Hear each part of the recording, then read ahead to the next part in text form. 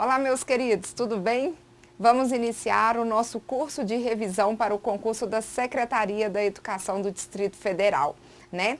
É um curso que nós iremos abordar todos os tópicos do edital. Isso mesmo, então eu juntamente com vocês vamos fazer a revisão de todos os tópicos do edital, do primeiro ao último. É um curso de dicas e exercícios, na verdade, porque ao longo dos exercícios eu irei trabalhar com dicas que serão essenciais para a sua preparação. Então vamos lá, olha só. Antes de iniciar, eu deixo aqui na tela os meus contatos, né? Deixo aqui a página do Facebook, que é www.facebook.com/prof.marielle, ou também o meu blog, que é www.direitoadministrativo.mbdemariellebatista.com.br/blog. Você então pode curtir a página do Face para que você tenha aí informações relacionadas ao direito administrativo, ou também acompanhar o meu blog. No blog eu posto sempre, né, notícias relacionadas ao direito administrativo no que diz respeito aos concursos que estão ocorrendo no momento. Então eu coloco correções de prova, dicas para as provas, quais são os principais temas de direito administrativo que vocês devem estar atentos para as provas que estão sendo aplicadas recentemente, qual é o perfil de cada banca. No blog você vai encontrar tudo isso. Então não deixe de acompanhar a página do Facebook e o blog para que vocês estejam aí atualizados com tudo aquilo que está ocorrendo dentro do direito administrativo, para que vocês façam excelentes provas de direito administrativo. Tudo bem? Vamos lá então, pessoal, iniciar aí o nosso curso e olha só. Vamos para o primeiro exercício, então, da Secretaria da Educação do Distrito Federal. E o nosso primeiro exercício é a respeito de Estado, Governo e Administração Pública, como vocês podem ver. Bom, como que eu preparei esta lista de exercícios? Eu preparei seguindo o edital. Então, vocês vão ver que nós vamos começar por Estado, Governo e Administração Pública, porque é exatamente o tópico inicial do edital de vocês. Vamos lá, acompanhe a leitura comigo, por favor. Olha só. Considerando as fontes do direito administrativo como sendo aquelas regras ou aqueles comportamentos que provocam o surgimento de uma norma posta, assinale a opção correta. Letra A. A lei é uma fonte primária e deve ser considerada em seu sentido amplo, para abranger inclusive os regulamentos administrativos. Bom, primeira informação aqui que nós devemos estar atentos. A questão está me cobrando a respeito de fontes do direito administrativo. E o que são fontes, pessoal? Fontes, na verdade, é de onde provém todas as normas do direito administrativo, de onde nascem as normas, de onde surgem as normas do direito administrativo. Lembrem-se, aqueles que foram os meus alunos no online ou nos cursos presenciais, que eu falei para vocês que fonte é de onde origina-se algo, não é verdade? Por exemplo, uma fonte de água é de onde nasce a água. A fonte do direito administrativo é de onde nascem as normas do direito administrativo. E aí, para a gente então revisar aqui de forma bem rápida, quais são as fontes do direito administrativo? Nós temos a lei, doutrina, jurisprudência, costumes e princípios gerais do direito. São essas as fontes. E o que é que você deve estar atento? A lei é a fonte primária, originária e imediata do direito administrativo. E lei em sentido amplo, não é somente lei em sentido estrito, como lei complementar, lei ordinária. Não, é qualquer espécie normativa, lembrem-se disso. Por isso que a gente fala que é a lei em sentido amplo. Qualquer espécie normativa, ela é fonte direta, imediata do direito para, na verdade, a elaboração das normas do direito administrativo, tá certo? Então, olha só a alternativa A. A lei é uma fonte primária e deve ser considerada em seu sentido amplo para abranger, inclusive, os regulamentos administrativos. Gente, essa questão aqui, essa alternativa aqui, ela está corretíssima. Deixa-me pegar o vermelho aqui. Ela está corretíssima, né? Não tem nada errado na alternativa A. Vamos ler as demais para que a gente consiga identificar o erro, tá certo? Vejam, nós estamos na primeira questão, vocês viram que ela é de múltipla escolha. A maioria das questões do nosso curso é certo ou errado, porque é assim que será cobrado na prova de vocês. Mas algumas de múltipla escolha eu achei, quando eu estava, né, selecionando as questões, eu achei algumas bastante interessantes, então por isso que nós teremos poucas questões de múltipla escolha. A maioria é certo ou errado, beleza? Mas essas aqui, elas são importantes sim, e por isso nós iremos resolvê-las. Olha lá, letra B. O acordo é uma importante fonte do direito administrativo, por ser forma de regulamentar a convivência mediante a harmonização de pensamentos. Pessoal, se você é aluno, se você já foi meu aluno, com certeza já ouviu eu falar em sala de aula que o que você nunca viu, o que você não estudou, o que você não leu em livro, o que o professor não falou em aula, não é matéria do seu edital. Então a banca, ela sempre vai tentar te confundir. Vejam, eu acabei de falar para vocês que são fontes do direito administrativo: a lei, a doutrina, jurisprudência, costumes e princípios gerais do direito. Então, de cara, eu já sei que essa alternativa B, ela está errada, porque aqui diz o quê? Diz que o acordo, né? O acordo é uma importante fonte do direito administrativo. Errado, nós não temos como fonte do direito administrativo acordos em hipótese alguma. Letra C. Os costumes, pela falta de norma escrita, não podem ser considerados como fonte do direito administrativo. Errado também, os costumes são fonte sim do direito administrativo. E o que são os costumes? Ora, são aqueles comportamentos praticados de forma reiterada dentro de uma sociedade, e aí o povo, as pessoas desta sociedade, têm este comportamento por certo, ainda sendo esse comportamento uma mera prática habitual. Não existe texto de lei que determinar aqueles comportamentos, mas as pessoas, por ser uma prática habitual, tem aquele comportamento como certo. E aí o melhor exemplo que a gente trabalha: fila hora. Por que você respeita fila? Por que eu respeito fila? Não existe nenhuma lei que me obrigue a respeitar uma fila, não é verdade? Só que nós respeitamos porque é uma prática habitual da nossa sociedade. Na verdade, é um costume, é um comportamento praticado pelas pessoas de forma reiterada, sendo que as pessoas têm esse comportamento por certo. E aí lembrem-se que os costumes, eles podem sim ser utilizados como fonte, ou melhor, eles podem sim ser utilizados como instrumentos para a elaboração de normas do direito administrativo. Por isso que nós os chamamos de fontes do direito administrativo, beleza? Bom, então, próxima alternativa aí, letra D, olha lá. A jurisprudência é compreendida como sendo aquela emanada por estudiosos ao publicarem suas pesquisas acerca de determinada questão jurídica. Pessoal, essa questão está errada por quê? Porque, na verdade, essa alternativa, ela trouxe o conceito de doutrina, não é verdade? A doutrina, sim, é compreendida como sendo aquela emanada por estudiosos. Então, a doutrina é o pensamento dos estudiosos. E aí, a doutrina, ela também é fonte do direito administrativo. E aí, a alternativa de letra E.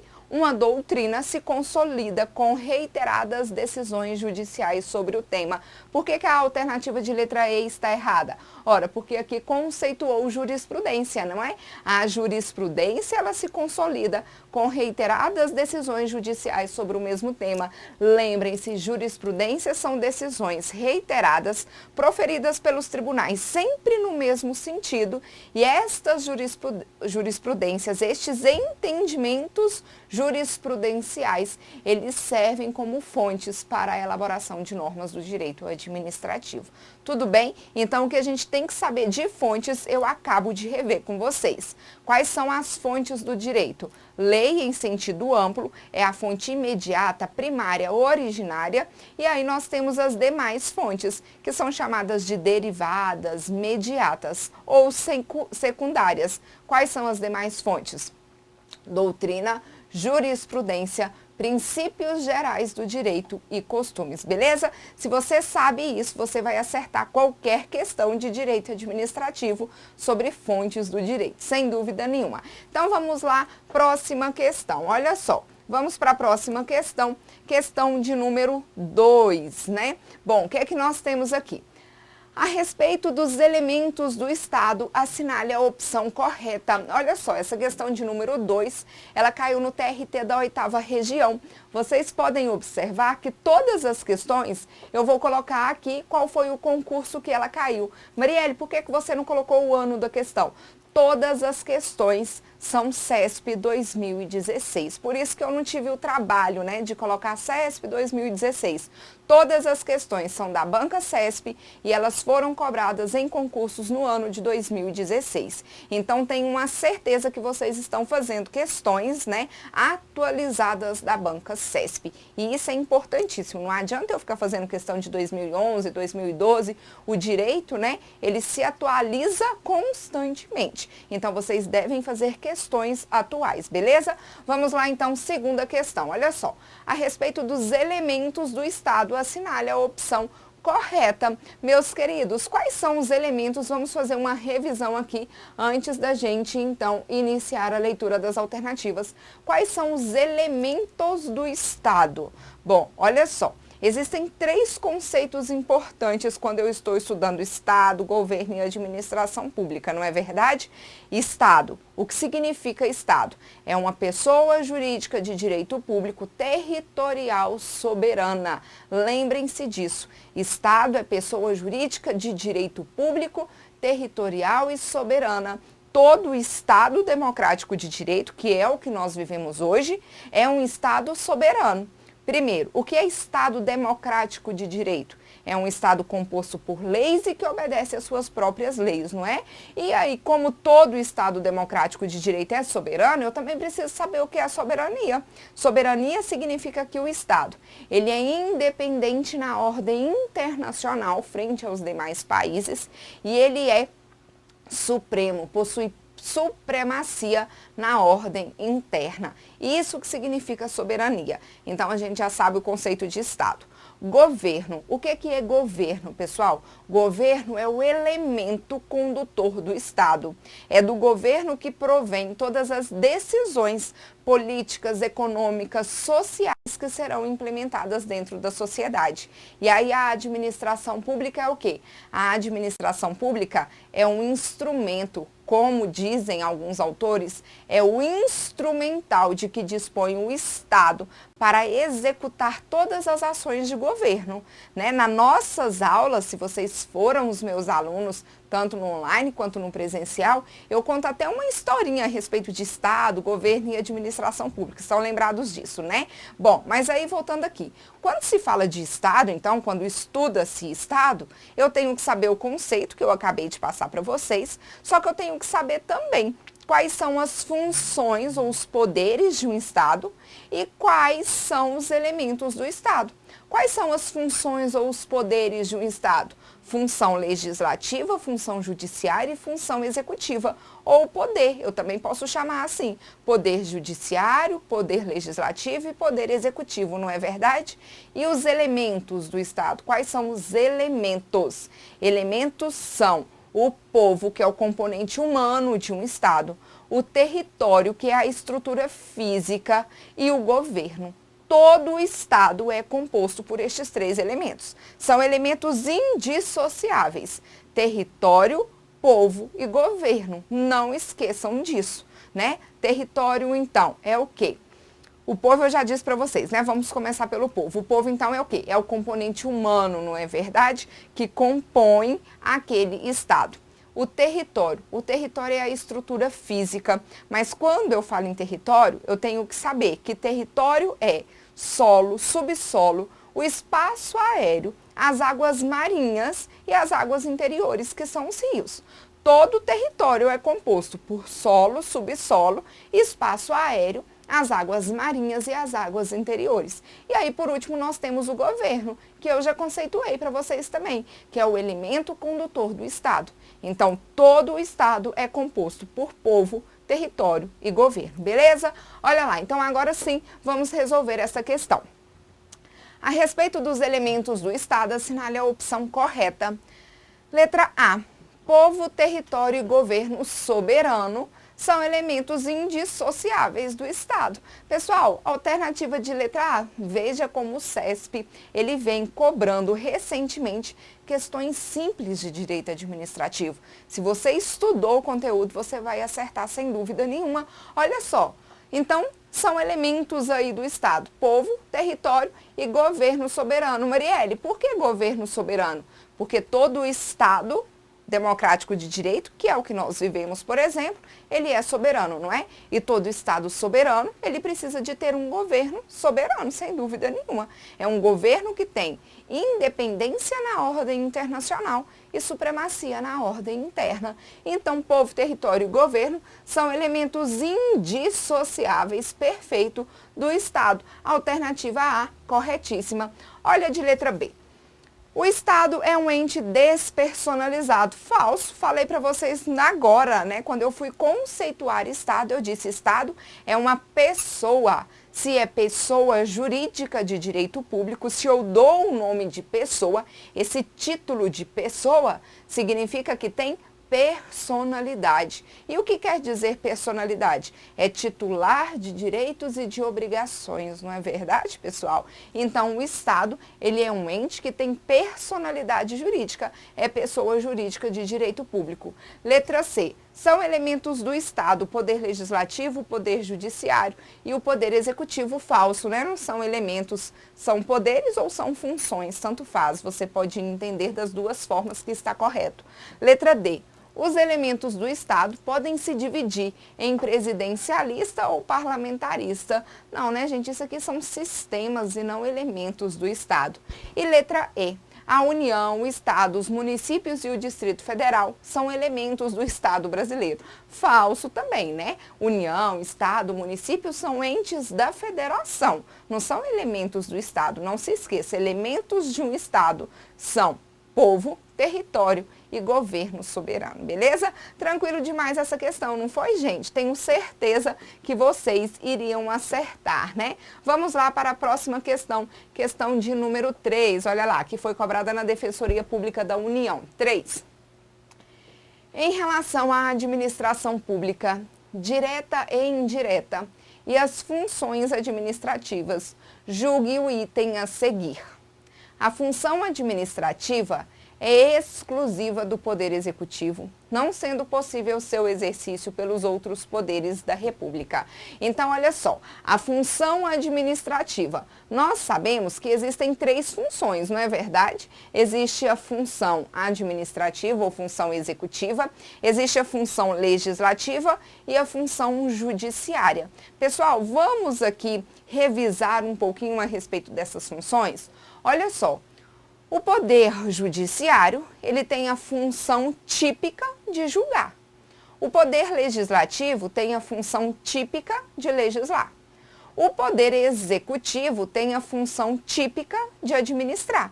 Então, quer dizer que estes 3 poderes, Judiciário, Legislativo e Executivo, possuem as suas finalidades típicas, as suas funções típicas, não é verdade?